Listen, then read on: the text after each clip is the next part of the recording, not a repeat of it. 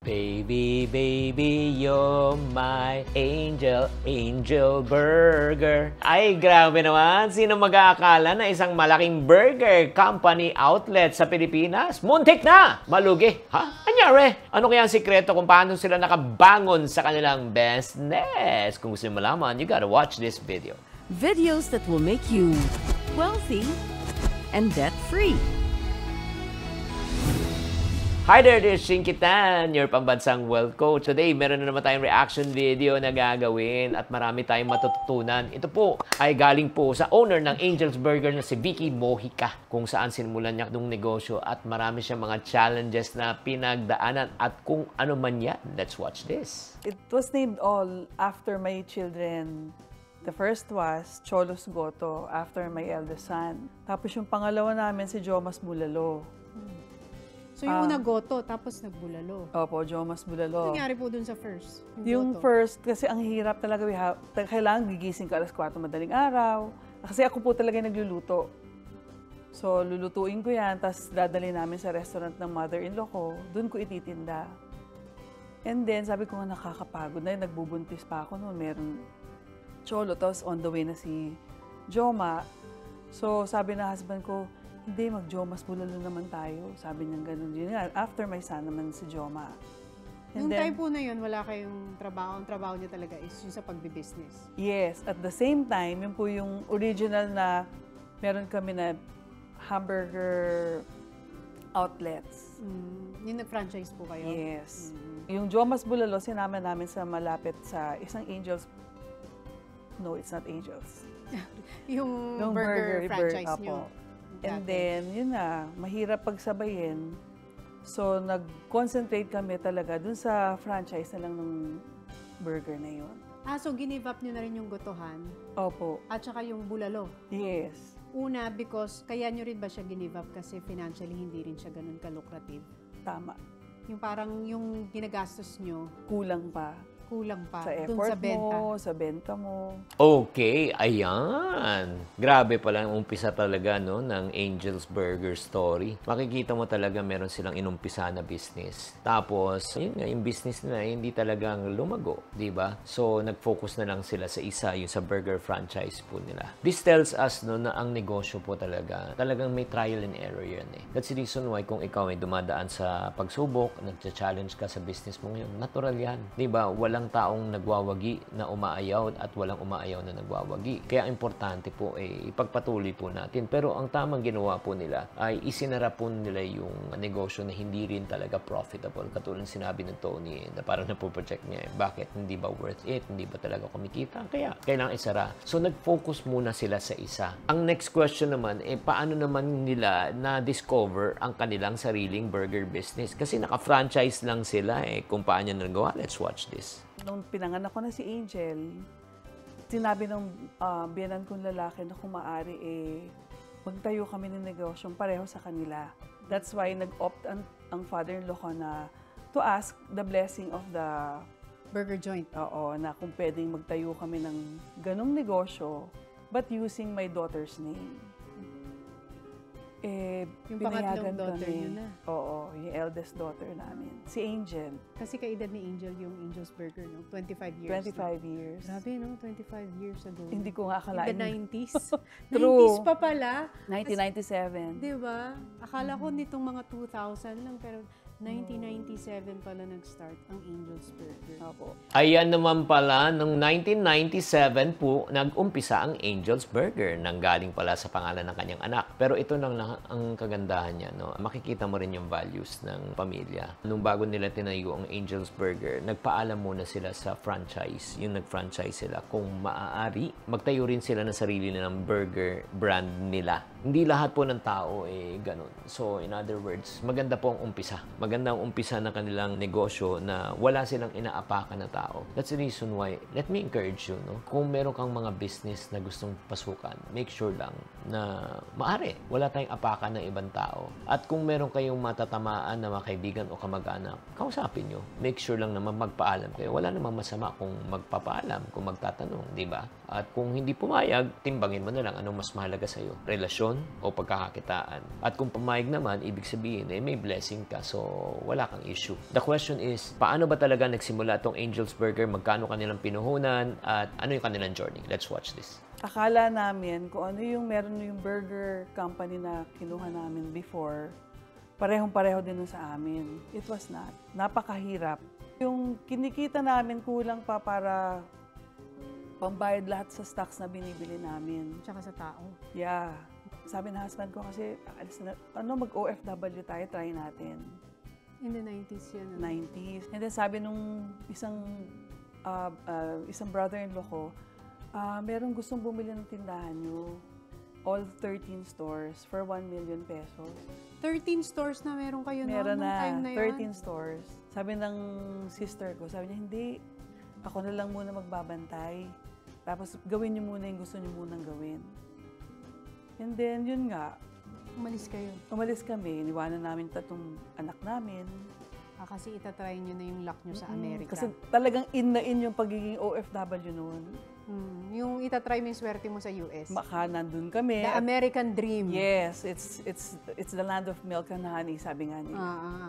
So, trinay po namin and then, ang hirap, napakahirap din pala. Buhay sa Amerika.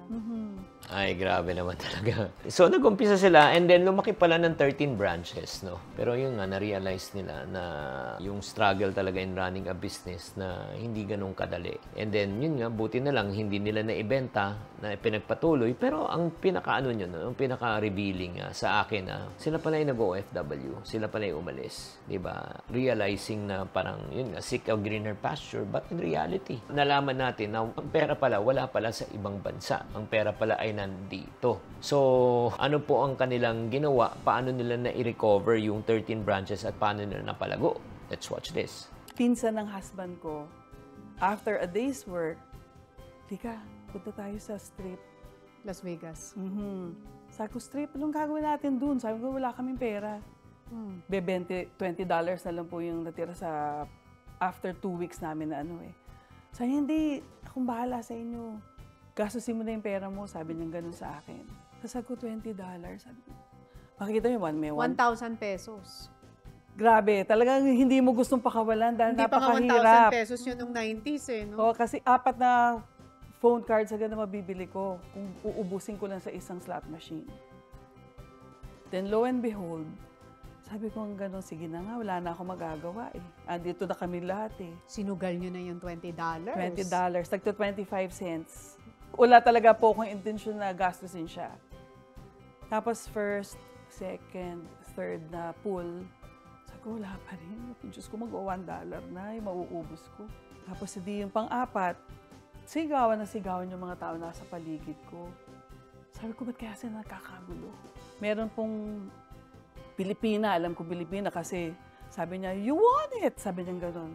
Ay, hindi nyo alam? Kasi hindi ko nga alam. Kasi ba't sila sigawan ng sigawan? Hindi, di ba tutunog ang slot machine ng Actually, ang nakita ko lang po yung ilaw sa taas. Nung mismong machine. Hindi nyo narinig yung ting-ting-ting. Hindi, kasi sigawan sila ng sigawan. Sabi ko, bakit sila sisigawan? Tapos sabi niya, pagkita ko, oh my God, ako pala to, 777. Wow. Kaya sabi ko, sabi ko gano'n. So, magkano ang napanalo? $10,000. 500,000 pesos. Yeah. Tumataginting na 500,000 pesos ang Totoo. napanalunan sa slot machine. Bihira talaga mangyari yan. Yan ay fate. Yes. that's true. F-A-T-E. Oo, kapalaran talaga yan. Hindi Hindi nangyayari mo sa ginusto, lahat. pero nangyari. Yung kamay mo talaga, sabi ko, Diyos ko, ano kayong gagawin ko dito Ay, doon time na yun po ba yung pinakamalaking nahawakan nyo? Yeah. Kaya sabi ng husband ko, mag-book ka ng ticket. Uwi na tayo. Parang yun ang naging sign ni God. Yun ang kinuha niyo sign. Grabe naman talaga, Oo. Imagine mo, last $20, sinugal nila, ayun nga. Ito naman hindi naman natin na-encourage na, I don't think in any way na kinikwento lang nila storya. It doesn't mean to say na nanalo sila sa slot machine, mananalo ka rin sa slot machine. Baka nakikinig ka dito, susubukan mo rin. Pero yun nga, ang nakakaiyak nung sinabi nila na talagang okay. Nung nanalo sila ng $500,000, natuwa sila. Pero naiyak yung may-ari na si Vicky. Ito na yung parang nangusap, ito na yung senyales na kailangan na talaga nilang anong gagawin nila. Ito yung sign na parang umuwi na sila sa Pilipinas. Ito yung malaking tanong. Anong ginawa nila sa pinanulunan nila na 500,000 pesos? Pero bago natin pag-usapan yan, batiin ko lang si Rosen De Luna, si Carlito Dupitas, at the same time si Abigail Sagal Mirar 2299. So what did they do with the 500,000 pesos? Kasi lahat po nung perang nanggaling doon, binago namin ni Angels. Kulay niya. Dati kasing green yan eh. Ginawa niyong yellow. Red and yellow. Mas masarap na tinapay, mas masarap na pati. Ginamit niyo yung pera doon para i-rebrand yung Angel's Burger. At saka in 6 months nakauwi kayo. Opo. Kasama niyo na uli yung mga anak niyo. Hindi niyo na kailangan magsakripisyo na malayo. Yeah, totoo. Malayo sa kanila, hindi ho ba? Hanggang ngayon, fresh na fresh pa sa isip ko. Hmm. I never Yung mga expected, struggles. I never expected na until now, may Angel's Burger na pala. So parang it's a sign, 777, tapos pangalan Angel. Parang very angelic, Yeah. very heavenly ang mga signs. Di ba? Totoo ang mga Totoo. signs. Di ba? From 777 and then Angel's Burger. Yeah. Tapos yun yung parang naging sign na umuwi na kayo, mag-focus kayo sa business nyo. Yeah. Ito ang magiging swerte ninyong mag-asawa. Ay! Habang pinapanood ko, ramdam na ramdam ko, no? Talagang yung pinagdaanan ni Vicky. Yun nga, parang that's the point, no? A lot of people want to become successful but only a few people want to pay the price of becoming successful. Yung parang pag malaki na yung business, yung parang sinasabi ng karamihan sana all. Pero yun nga, pagka dumadaan na sa pagsubok at paghihirap, kaya mo bang sabihin sana all? Kaya nga parang sa mga taong gusto mag-umpisa, walang one-time success sa pagnenegosyo. Diba? There's no easy way. Kaya kung gusto nyo kumita, kailangan talagang dadaan ka talaga sa matinding pagsubok sa buhay. Ang importante, huwag kang aayaw, huwag kang bibigay, huwag kang mag-quit. Dapat aware ka na sa dating talagang punto ng buhay mo na mahirapan ka talaga para makondisyon ka na on the right mindset. Kaya nga importante po talaga, yun nga, pag hindi ka umayaw, magiging matagumpay ka. Ang question right now, kailan ba talaga lumaki ang Angel's Burger? 2017. 2017 lang? Opo. Ah! Doon ko na na-realize na, oo nga, ba't ang dami na pala namin? Kasi- so, nung mga 1998, 1999, Wala po, dumadami talaga na. nagtatrabaho lang kami talaga na nagtatrabaho. Nagbubukas lang kami ng tindahan. Tapos nagbubukas kami ng komisari. Sabi ko, bakit ko nagkagawa yung pagbubukas ng komisari sa Luzon, Visayas, Mindanao? Pero sabi ko nga, oo nga, Until someone told me, ano ka ba? Angel's Burger ka na? That was 20 years after. Ngayon ko na-realize, oo nga, ang dami na pala naming stores. Parang na kayong food giant. Kaya sabi ko, parang panaginip pa ba to? Kasi isang katotohanan na. Hindi pa nagsisink in? After 25 years. After 25 years, parang feeling ko kaya hindi siya nagsisink in dahil ramdam niyo yung bawat pagod, pawis, puyat, at gastos.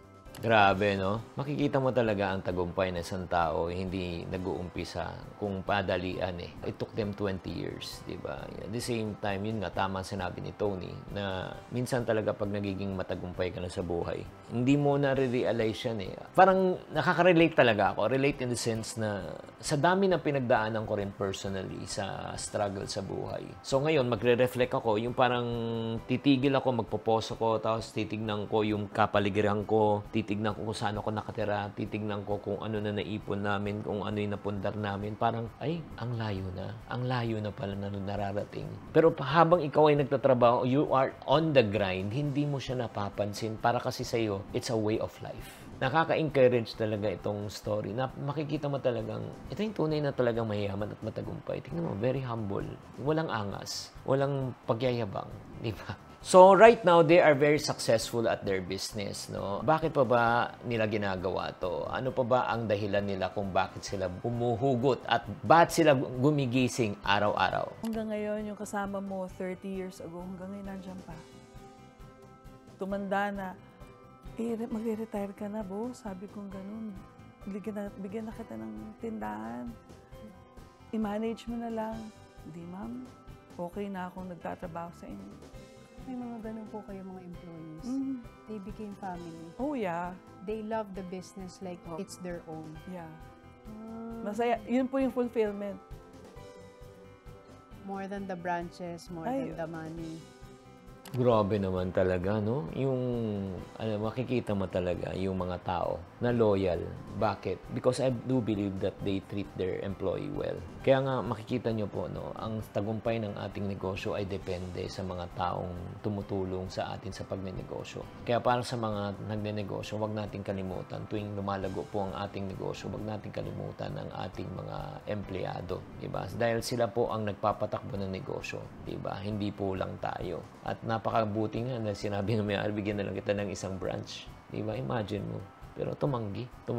Dahil mahal na mahal niya talaga ang trabaho. Kaya nga after, yun nga, siguro how many decades already of running this business na Angel's Burger, ano kaya ang natutunan ni Ate Vicky? No? Ano yung maiiwan niya po para sa atin? Anong mensahe? Sa lahat ng Pilipino na gustong magnegosyo, it will take you days, weeks, months, years para makakuha ng customers.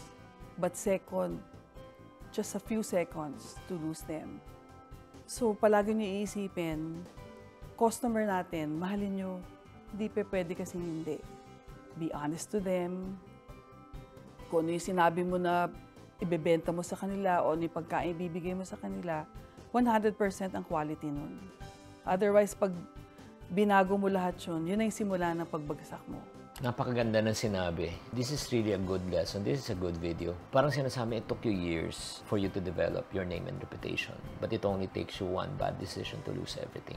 Diba? Kaya kailangan pangalagaan po natin ang ating pangalan, ang ating reputasyon. Huwag nating hayaan ng dahil na sa may pagkakakitaan po tayo. Gagawin lang po natin. Kaya ganun din na para sa mga taong nakikinig, mga kaiponaryo, na let us learn from Vicky, a successful businesswoman who's really stayed humble. Kung ikaw may negosyo, pangalagaan mo yung negosyo mo. Pangalagaan mo ang brand mo, yung produkto mo. To the point, minsan kahit na malugi ka, okay lang, basta mapangalagaan mo lang. Kung ikaw may personal brand ka, wag mong hayaan na masira ang pangalan mo. Tatandaan mo, just like me, ang pinakapuhunan ko dito ay ang aking pangalan at reputasyon. Hindi ko hahayaan na ito ay masira. Yes, nagkamali na ako dati, may mga nakasama ako, or may mga nasabi ako, o may mga na-endorse ako na palpak, pero inamin ko, tinigil ko agad. Hindi ko hahayaan ang pera ang magiging dahilan para masira ako sa mga tao, at the same time, para ipahamak ko ang mga taong naniniwala po sa akin. Tatandaan niyo yan. Kaya mga friendship, no, this is a very good lesson, no? And I hope na may napulot po kayong aral dito sa nakaka-inspire po. Kaya kung kayo ay nakaka-relate sa story po ng